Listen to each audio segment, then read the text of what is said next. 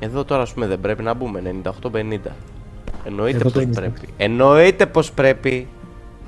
Πάμε λίγο Λάζαρε. Πάμε λίγο την ΑΟΠΑ. Split case. Κακό. Very bad. 98-50.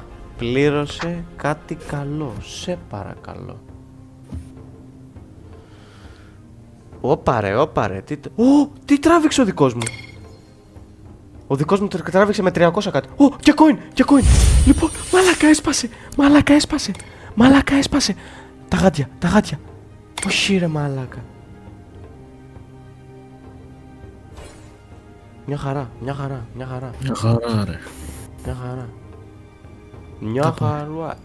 χαρά. We are back at it again, my brother. 16.300 ο gas.